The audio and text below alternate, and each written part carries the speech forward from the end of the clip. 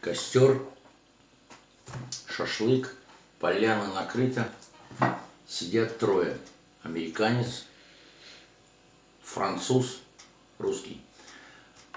Американский зеленый берет, француз морские котики и наш сержант ВДВ.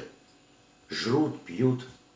Американец говорит: я, блядь, карате, джиу-джитсу, кунг-фу, с любого оружия стреляю, 100 метров под водой на одном дыхании.